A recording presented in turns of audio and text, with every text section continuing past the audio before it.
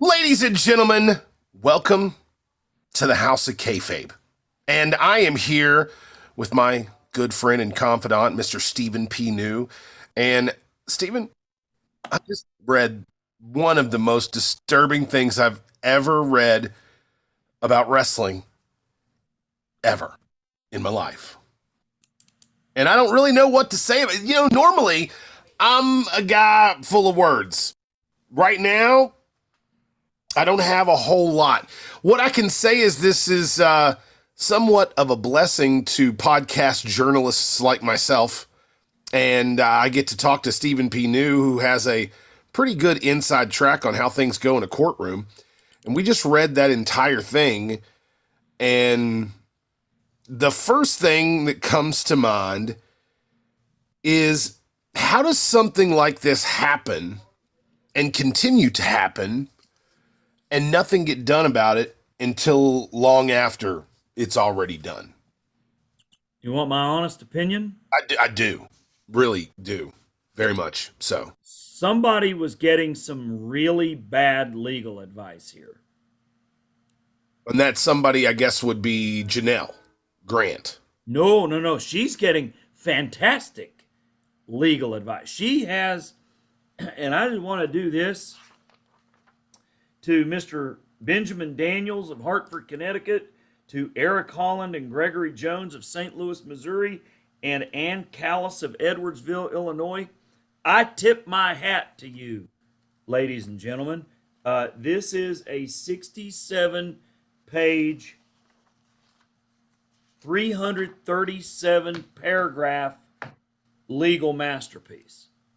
Wow. So, no, it wasn't the plaintiff, Janelle Grant, getting bad legal advice. It is the publicly traded entity, World Wrestling Entertainment, the billionaire Vincent McMahon. And if Johnny Ace had it to pay her to make this go away, he should have parted with it. What was the price tag to make this go away at the time? $3 million? According to this, she had entered into, and it's a sloppy way of doing things, and we can get into that more, Brian. But let me finish about why this was as bad a legal advice, assuming that they got any legal advice that has ever been dispensed.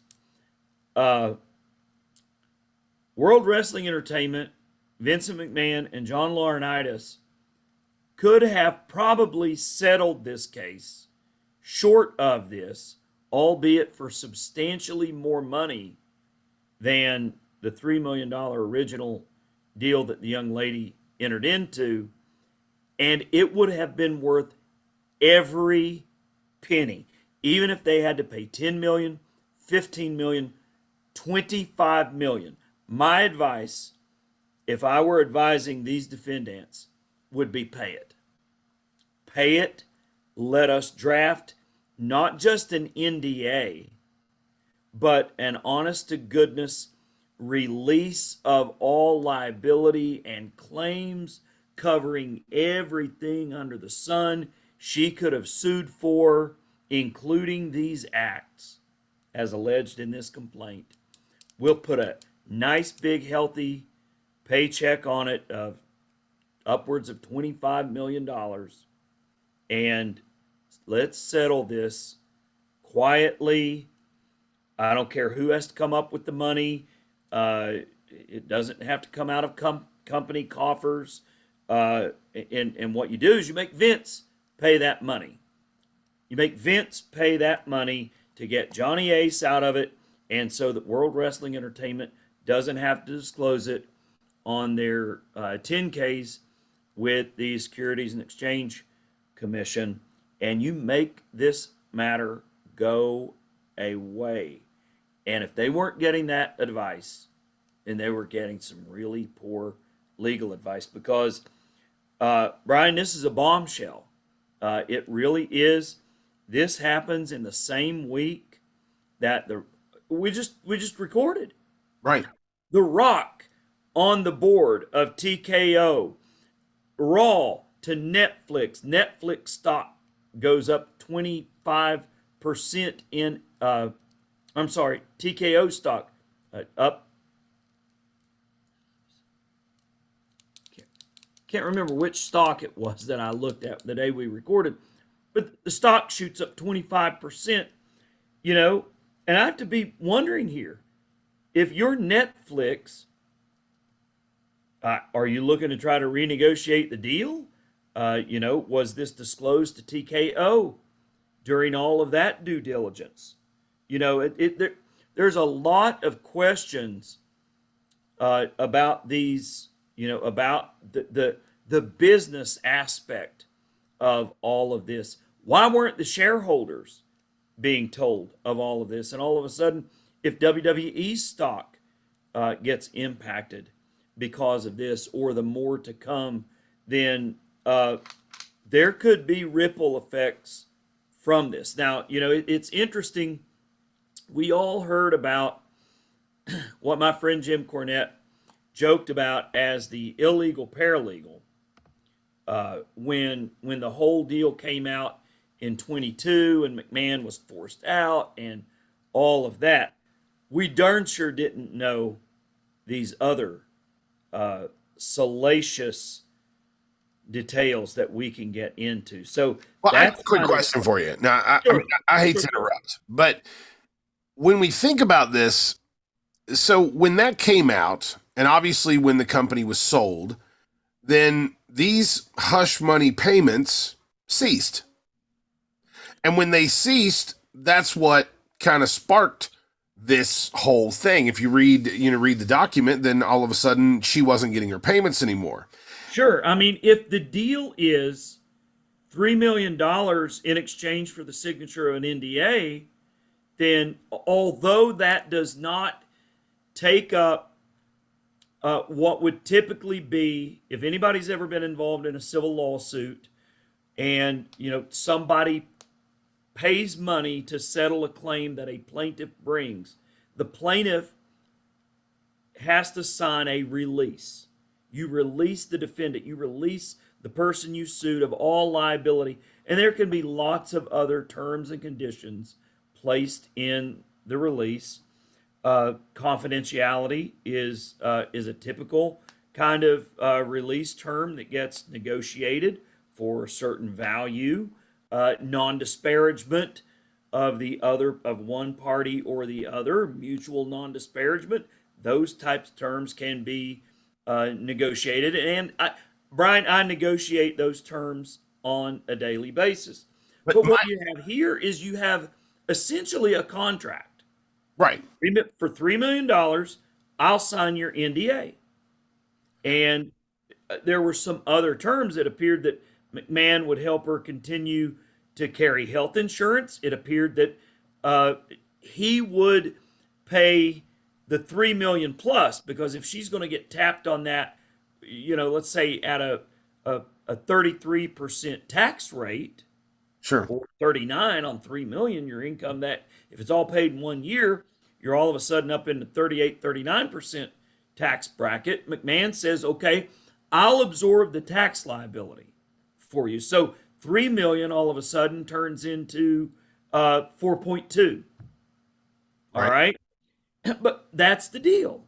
And it appears from this document, McMahon pays her $1 million, refuses to pay the rest, breach of contract or breach of implied contract. But these payments were being made by the company, correct? Just like the rest of the payment. That's the reason why the thing came up in 2022. Well, if you read the allegations in the lawsuit, though, of this supposed investigation headed up by his daughter, Stephanie McMahon, boy, that stinks to the high heaven. Right. And then in the public documents filed with the SEC, those payments to Janelle Grant are explained away as accounting irregularities.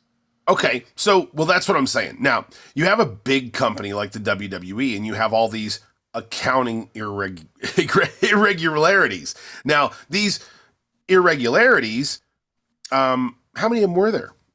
How many, and how many months does it take for a company like Endeavor to come in and go through all of this and find out what needs to be stopped.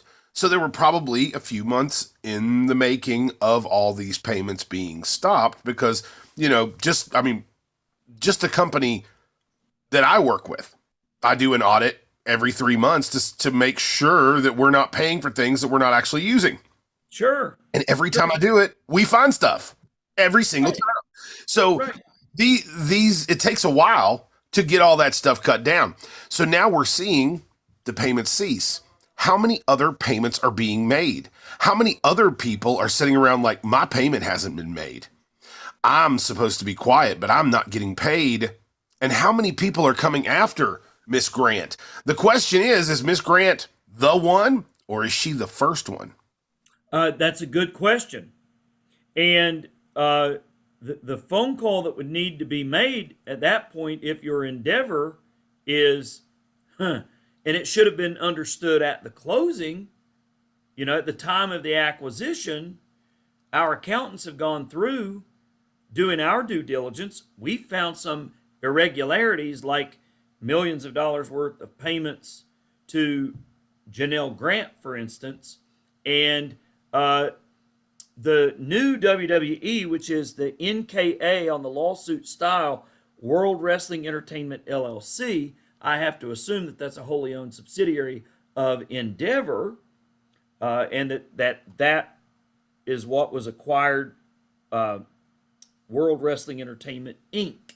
was acquired and converted to World Wrestling Entertainment LLC, wholly owned sub of Endeavor.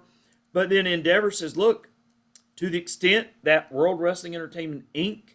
has been making payments to Janelle Grant or these other accounting irregularities, we're no longer doing that. So there's a lot of bad things in this. There's a lot of filthy things in Man. this. There's a lot of terrible things in this, and I feel terrible for Miss Grant and On, what she on the go through. surface, on the surface, it would be easy to say office romance, scorned lover, that kind of thing. But when you read this and you hear and you see the detail in this, the threesomes, the pimping outs, the bouncing her back and forth between McMahon and Johnny Ace, uh, Well, man, it. one thing I was going to say, of course, there's all kinds of terrible things, and you're reading all these terrible things. But one thing I took joy in, and do you know what I took joy in? Reading Vince McMahon's texts and knowing that anybody can be a fucking billionaire.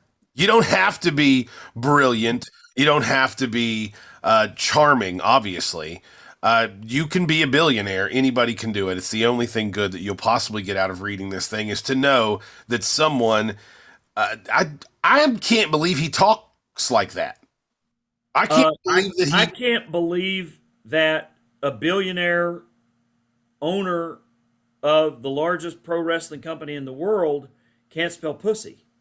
I can't believe that a billionaire uses the letter U instead of YOU in his text messages. Weird. It's just weird. Yeah, or abbreviates tomorrow with TMW. Who does that? I don't know. Not. You're a millennial. I'm a Gen Xer. I am a Zennial, thank you. It's the spot Okay. between Gen X and Millennial. We grew up in a analog world, and then we blossomed in a digital world. We are God's chosen people, Stephen. You're Nevertheless, we are. I'm Zennial. you're lucky I'm that Gen we Xer. loan you the X in Zennial. Okay. Thank you very much, sir. We Yes, you're appreciate it. welcome. You're welcome. You're But we welcome. don't get to be millennials. Now, let me say one thing that really stood out to me. Brian, I draft a lot of these documents Okay. day in, day out. What is called the complaint here is what lay people refer to as a lawsuit. Now, let me explain, and I wish we had Barker here with us. There are certain rules that pertain to lawsuits like this that get filed in court that begin the legal process. Those are called the rules of civil procedure. This is filed in federal court in Connecticut, and so the federal rules of civil procedure will apply to this. The federal rules of civil procedure typically say that you don't have to allege every single detail that you know about your lawsuit. Rule 8 says a short, plain statement will do. Only fraud has to be pled with particularity and specificity. Dude, and I think it's probably the texts, there's dates, there's times. I mean, this is one of the most specifically alleged lawsuits I have ever read.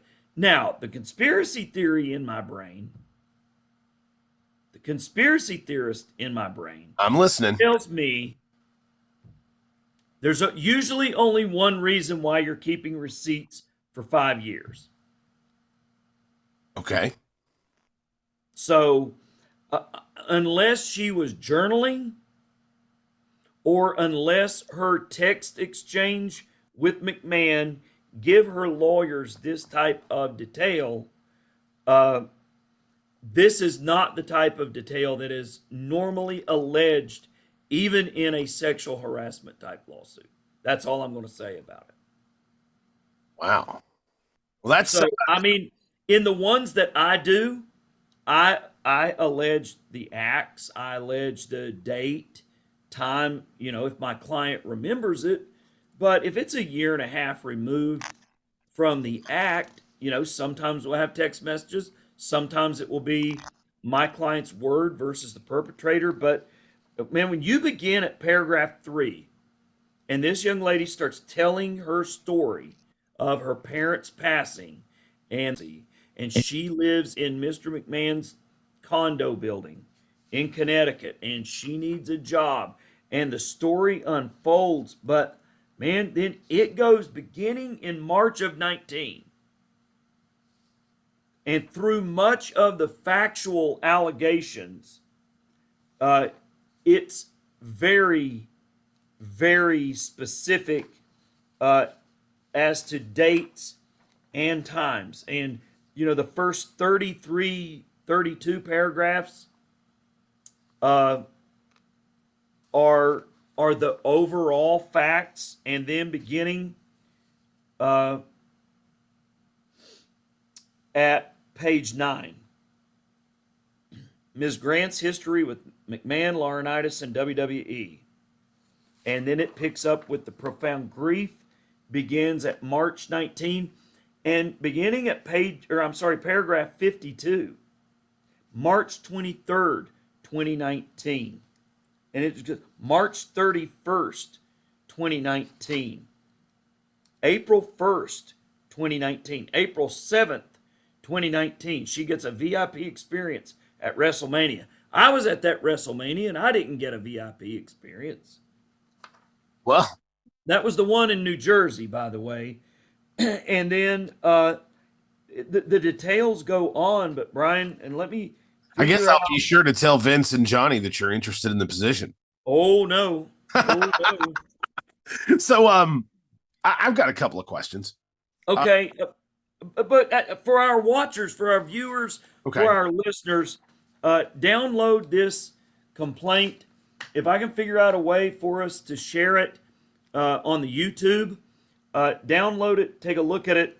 But man, for over 100 paragraphs, going through the year of 2019 before she ends up at the celebrity doctor to treat her in November 2019. How much you want to bet me that's Dr. Oz?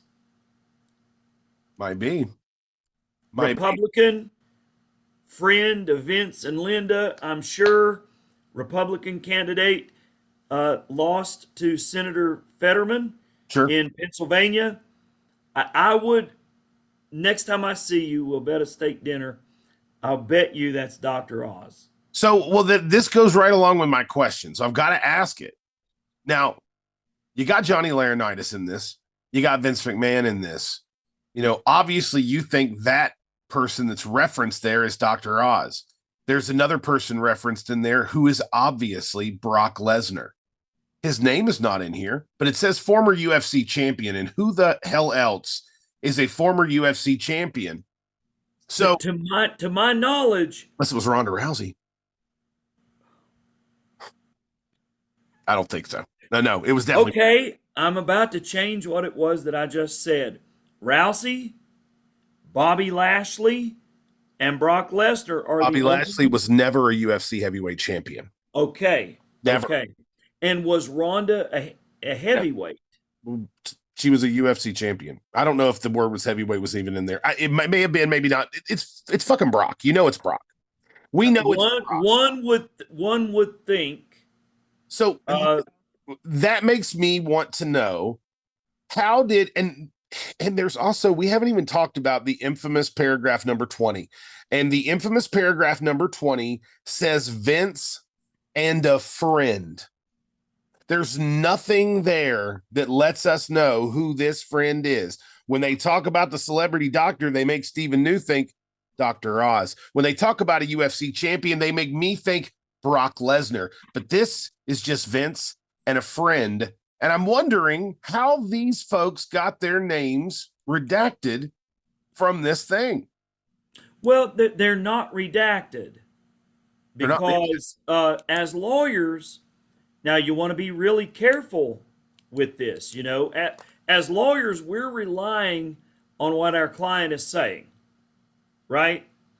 If you're going to accuse somebody of the type of activity that is alleged in paragraph 20, and I want to talk about paragraph 20 again. Yeah. You better have the goods, because if she says that, you put it in your lawsuit and it's untrue, you've all of a sudden just opened possibly yourself as a lawyer and her for sure up to claims of defamation. So I think these lawyers were very wise. Defamation or defecation?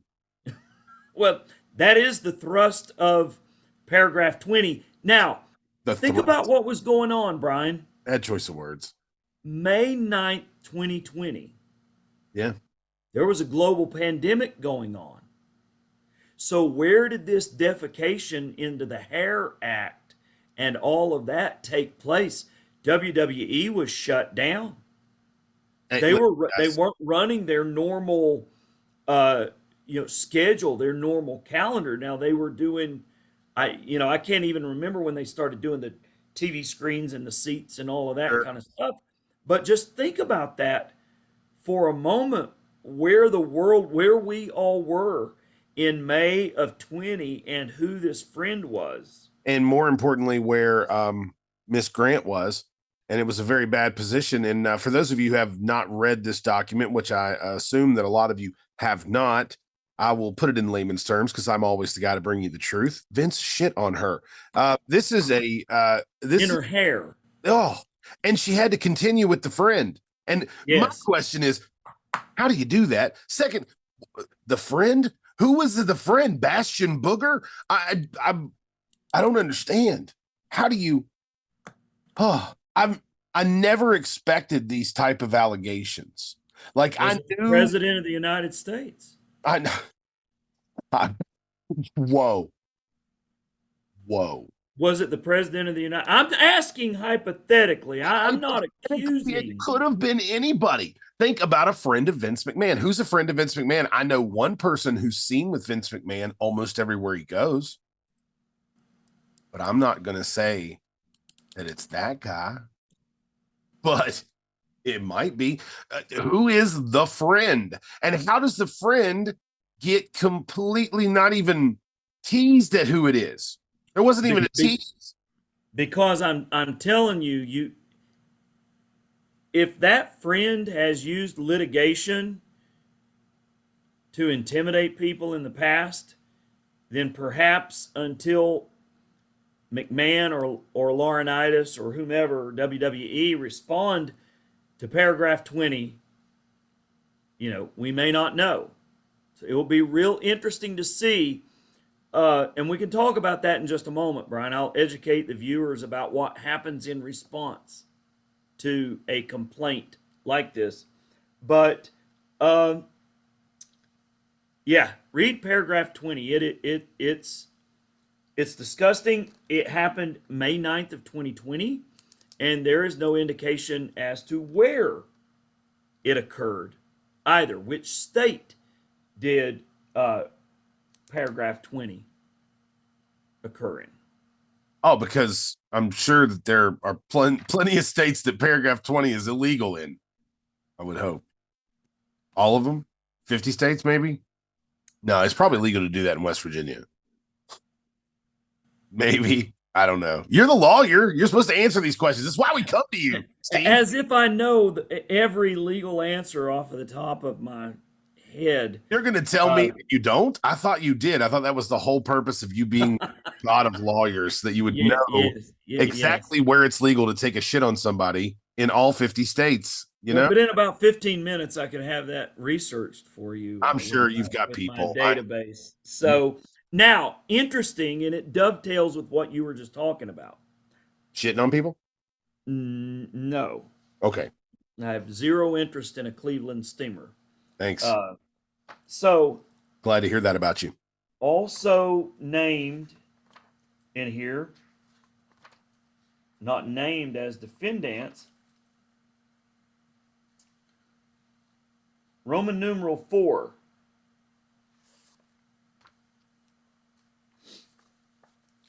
WWE corporate officer number 1 maintained an office suite on the executive fourth floor of WWE's company headquarters at 1241 East Main Street. Meanwhile, Ms. Grant's cubicle in the company's legal department was in a different building, 1266 East Main, and across the street from WWE corporate officers number 1's office. Ms. Grant had no physical presence at that office until February 2021, when she began to report to an attorney. Let me find it here, because the part where who these corporate officers are is very important. And let me find it.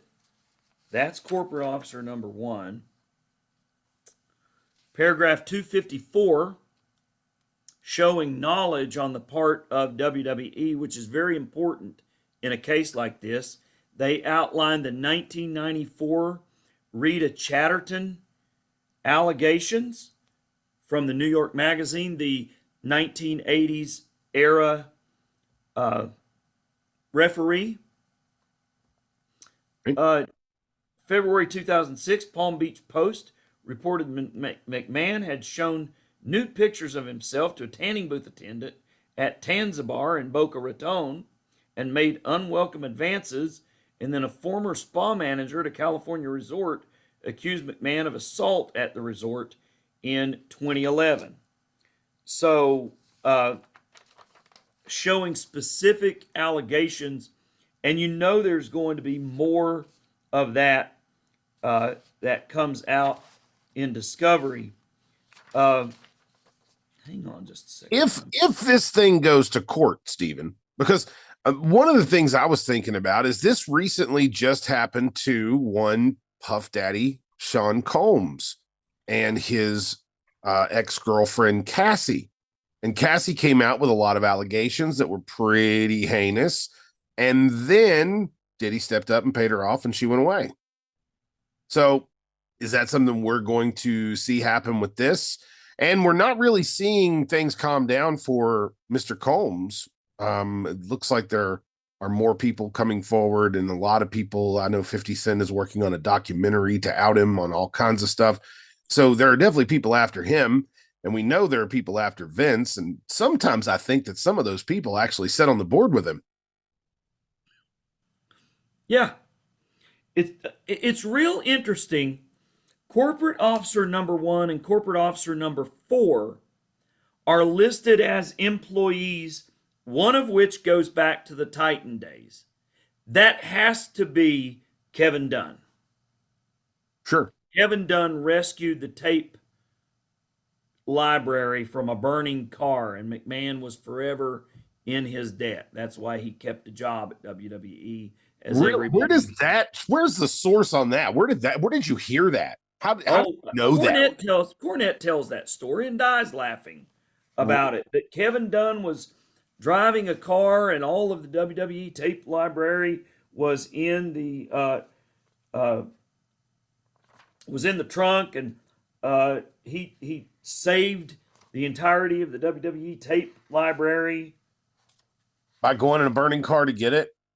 about opening a trunk instead of running away from a burning car. You Wow. have to love your job if you are so worried about the tape library that's in the trunk that you'll save it. So anyway, His life was probably on the line as well. probably corporate officer number one is an employee. I think that's Pritchard. Corporate employee number four. Oh.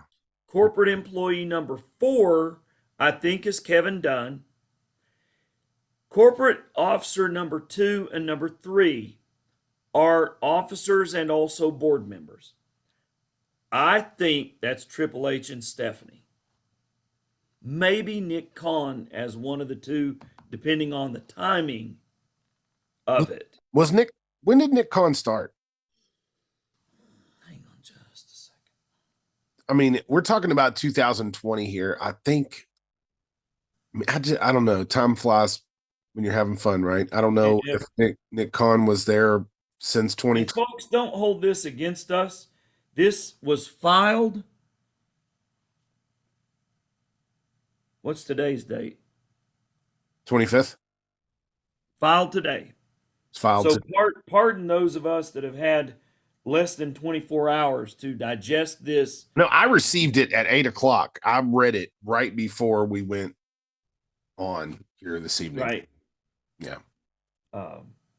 Nick Khan, president of WWE. Well, really, this it could be Nick Khan, but I'm leaning toward Triple H and Stephanie McMahon. In August of 20, it was announced Khan would step down from his role as co-head of television at CAA. That's the big world famous agency. Vince McMahon hush money. June 15th, Wall Street Journal reported McMahon subject of an ongoing investigation. McMahon announced his retirement, which saw Khan and chairwoman Stephanie McMahon both appointed as co-CEOs. That's July of 22.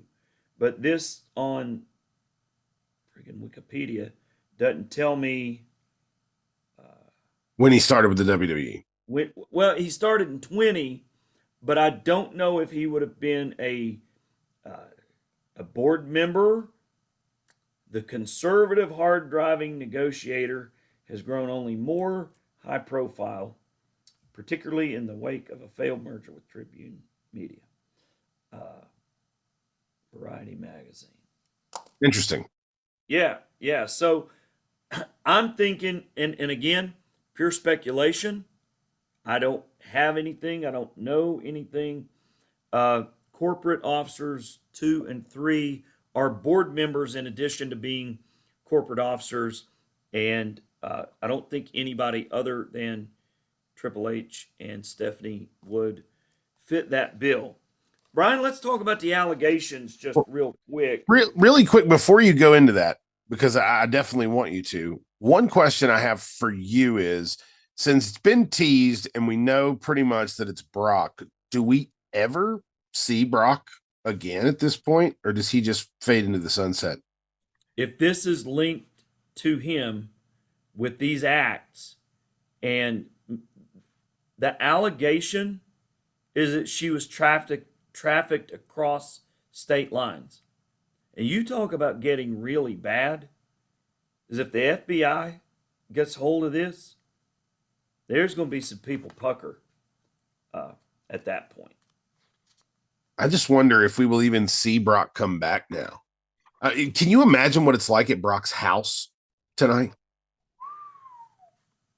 Can you imagine what it's like at Johnny Laurinaitis' house tonight? That's the Bella's mom, Yeah, right? And Johnny would fly from California or wherever Mrs. Bella, Mama Bella, well, Arizona, I guess. The Bellas are from Arizona, I believe. right.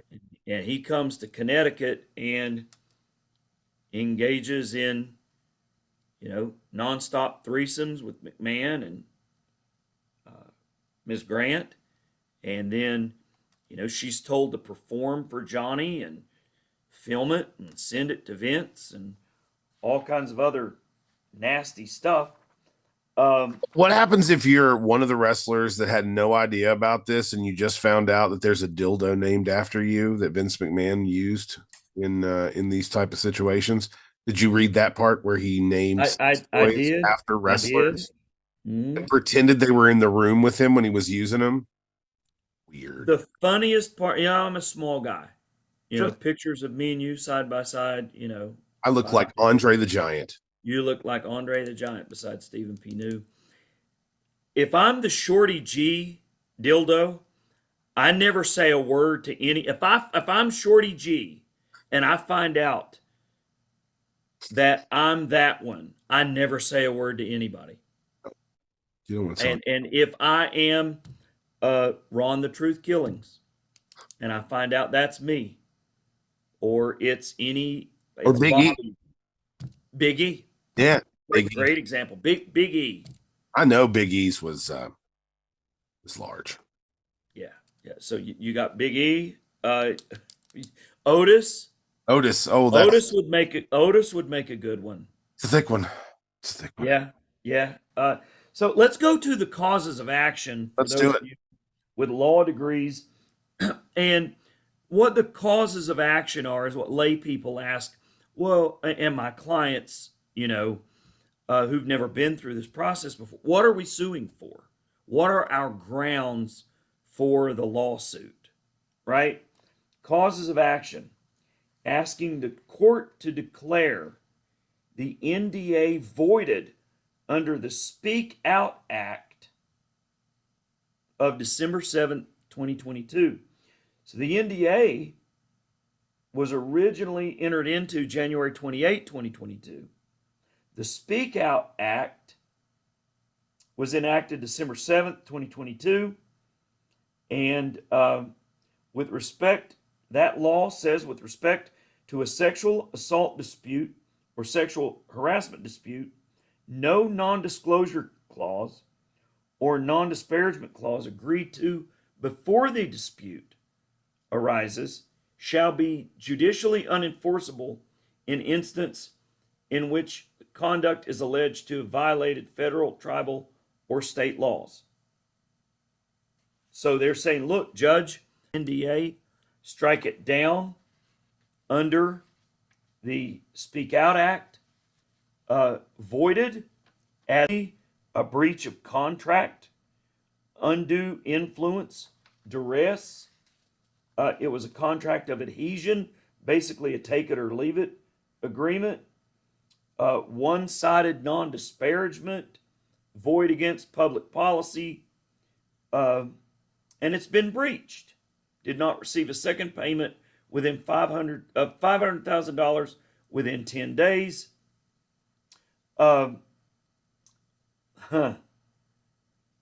Violating the Travel for a Sexual Purpose Act, the TVPA, 18 United States Code 1591 and 1595. You cannot travel across state lines to recruit, entice, obtain, provide, maintain, or solicit for the purposes of engaging in sexual acts. Participating in a venture.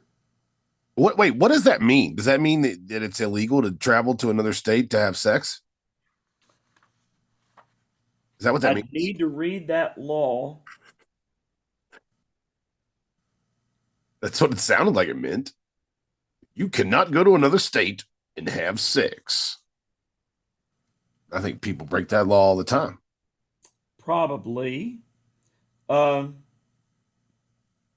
That's interesting. Probably I'll a have to read. company. I'll have to read that federal law. Uh, that's an interesting one. It is. I'm sure lots of people travel to other states to have sex. Well, sure. You know, just imagine you are a college student in Huntington, West Virginia. You have a girlfriend across the river in Ohio. Yep. You're going to be traveling. Hypothetically, hypothetically speaking, that 21-year-old young man and young woman Sure. might get in some trouble. Or let's say that you and your girlfriend, Yeah. you're in Morgantown, you want to go to Maryland to ski for the weekend, and you end Yeah. up not doing much skiing, but Or you're a 18-year-old DJ headed out to Blacksburg, Virginia from West Virginia, and the rest is history. sure.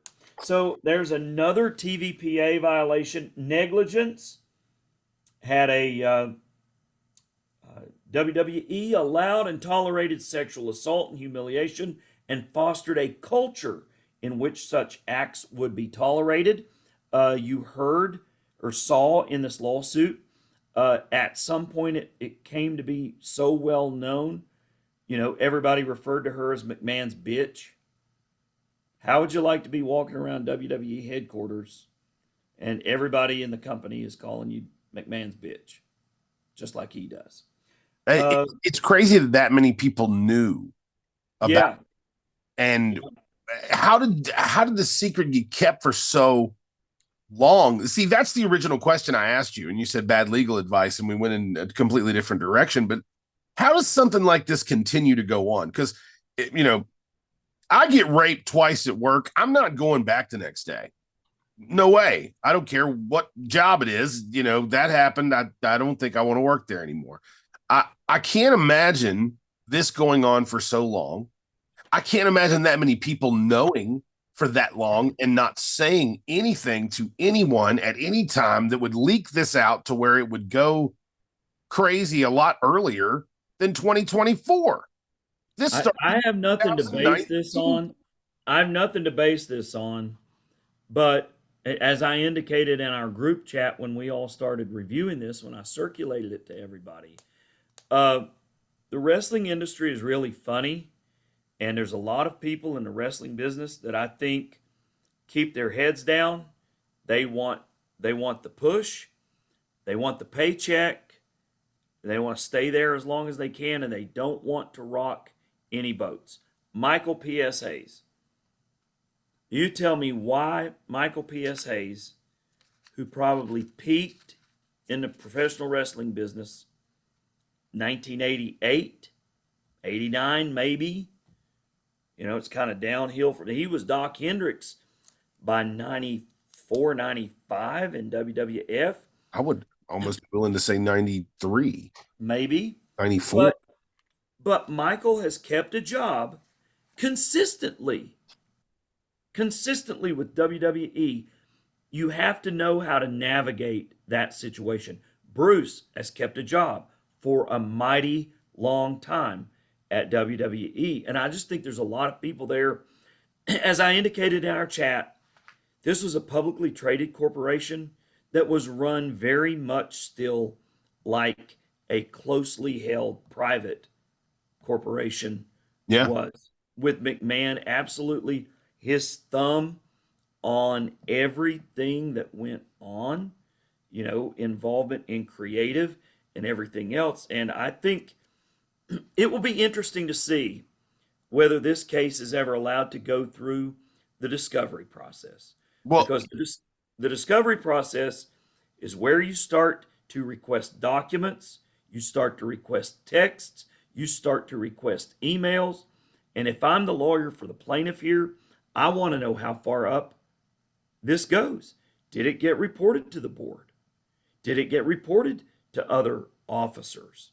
this How far up did it go? How far up did they know? Because your deep pocket here, even deeper than Vince McMahon, is the WWE. That's your deep pocket. That's whose books you want to show to a jury to say, ladies and gentlemen of the jury, World Wrestling Entertainment needs punished. And the only way that a multi-billion dollar international corporation is going to be punished is in dollars. Absolutely. That's So, true. yeah, yeah, the Well, discovery phase, if this doesn't settle soon and go away for a large sum of money, the discovery phase is going to be very, very interesting. and it's going to peel back like an onion. This is going to be the unraveling of so much because there's no way that Vince was like, huh, it's 2019. I'm going to decide to do crazy shit like this to some random girl. No, this lady is not special. There are many others. There are many other situations. This has been I mean, if the person that is described in these legal documents is a real, factual depiction of Vince McMahon, then there is a lot more that we have no idea about. Well, and the question will be, and I've been involved in these kinds of cases before, obviously on a smaller level. Let me share something with you. 2019, there was a physician here in town who was alleged uh, to sexually assaulted uh, a number of young ladies uh, that he worked with at both of the local hospitals here in Beckley. And it was like when the first two stories broke, it was like an avalanche. We start getting calls, we start getting contacted. My law firm was just inundated.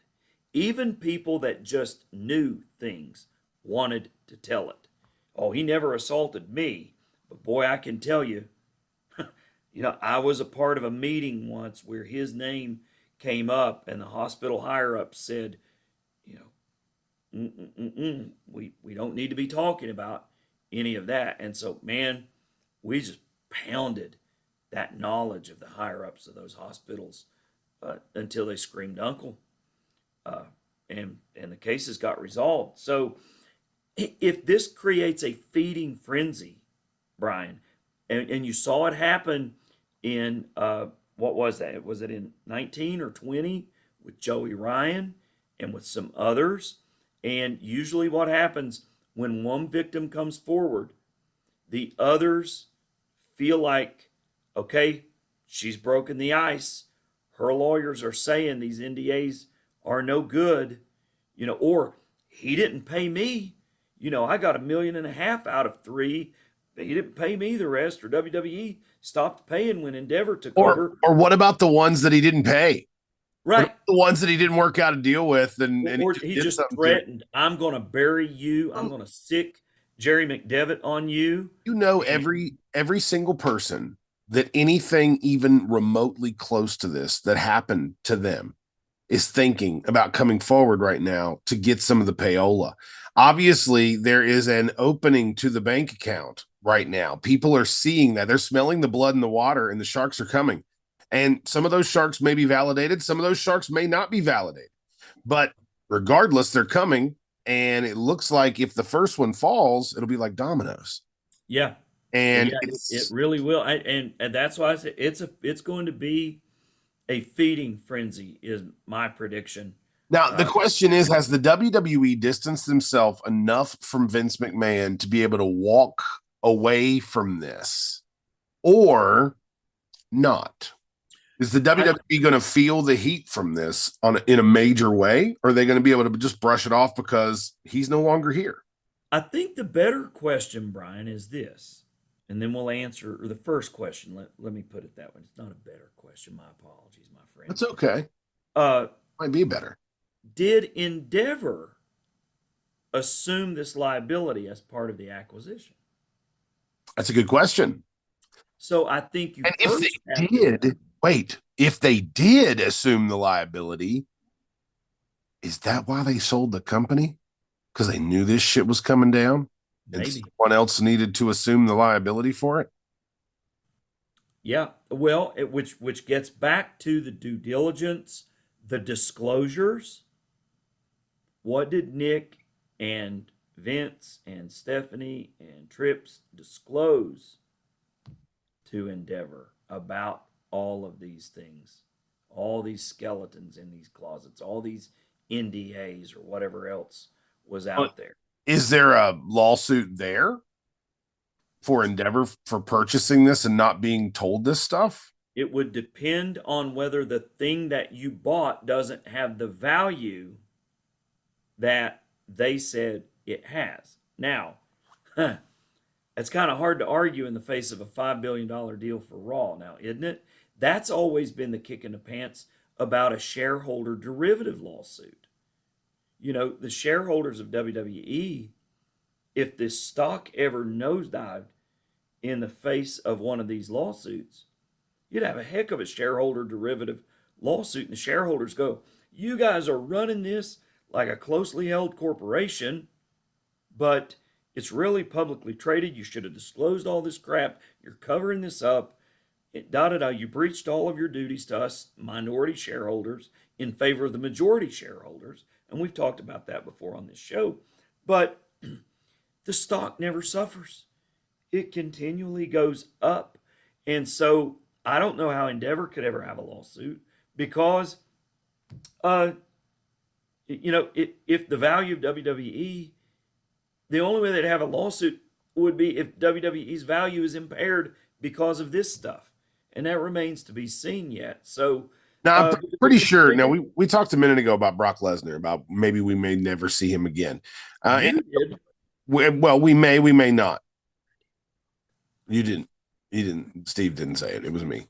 Now, with Vince McMahon, though, that's a definite. We're never seeing him again, right? No.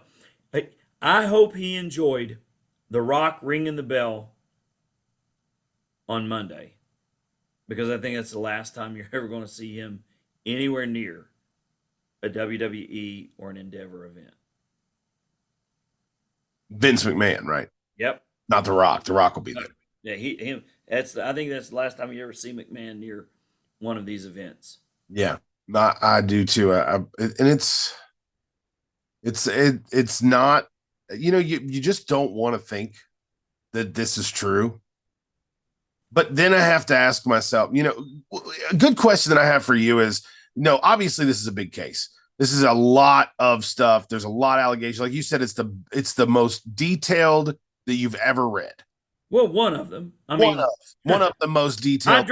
I drafted and helped draft a 100-page lawsuit that's straightening up the prison system in the state of West Virginia right now. But not everyone is Stephen P. New, but this guy, he was reaching for the stars, and he put out a really, really good report.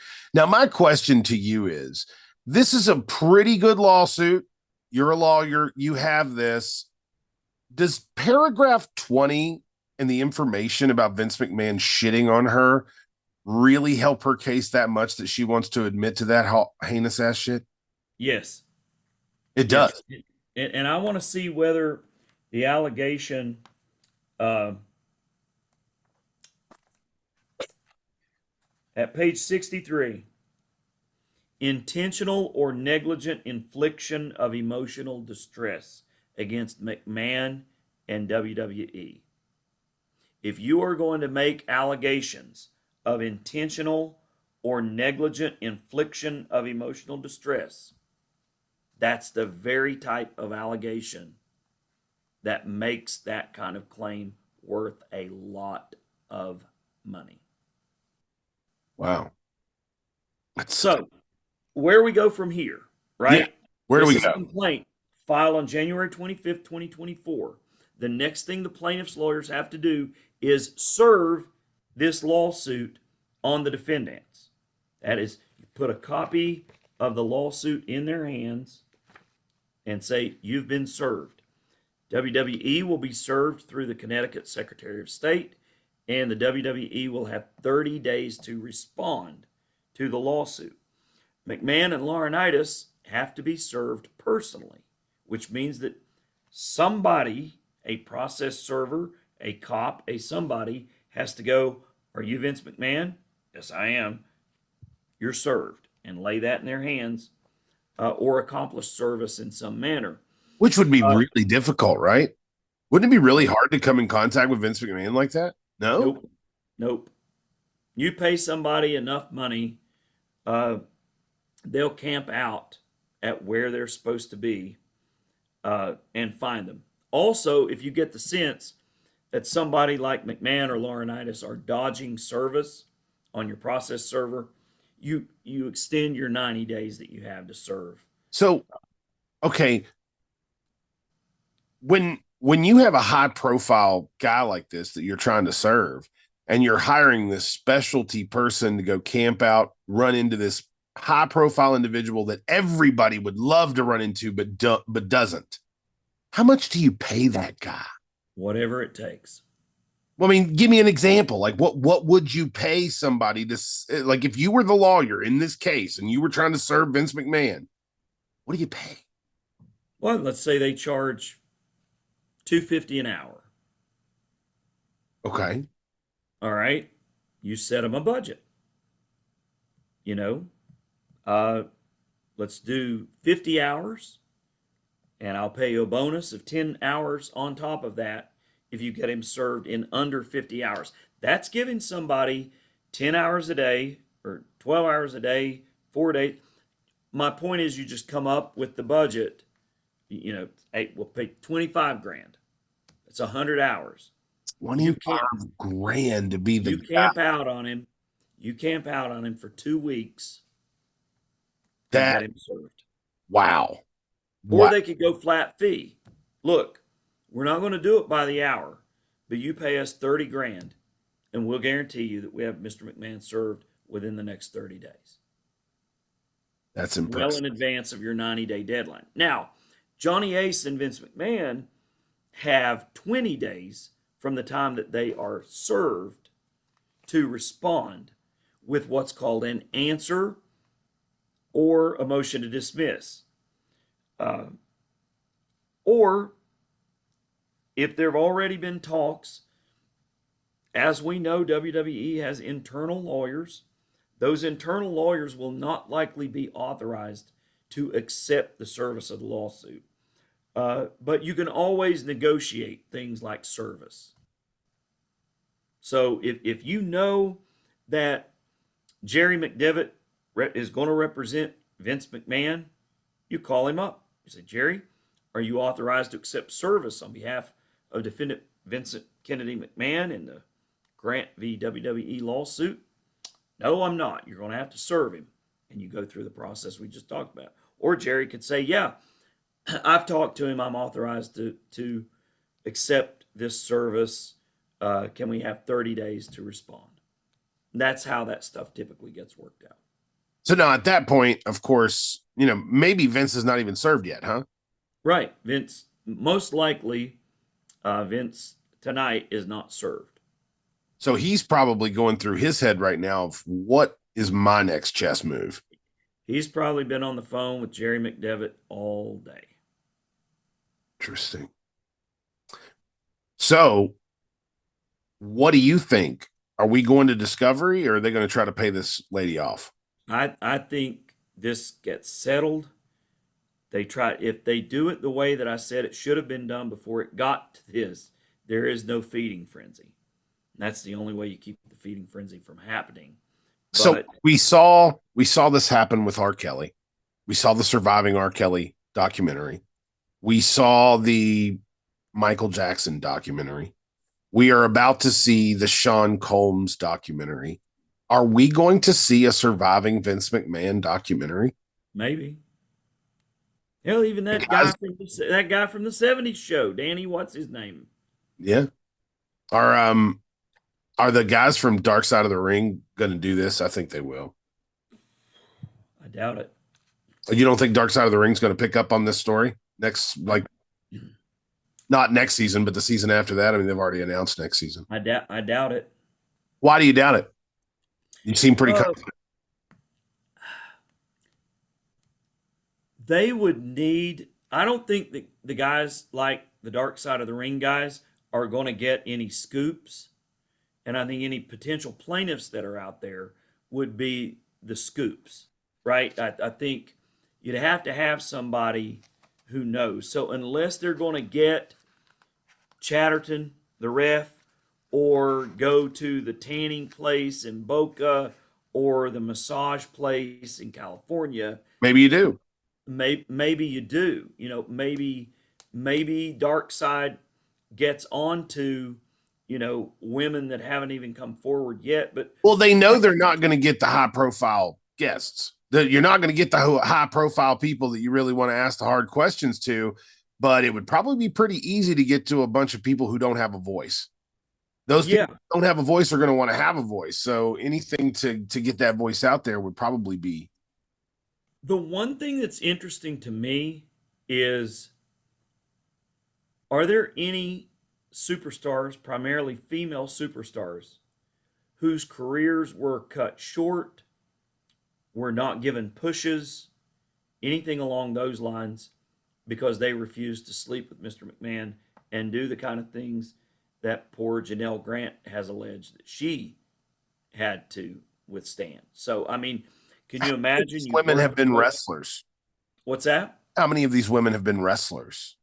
That is my question in my mind, because depending on where those acts took place, like with the Chatterton case, uh, they could still be within a statute of limitations uh, for whatever it is that they allege occurred.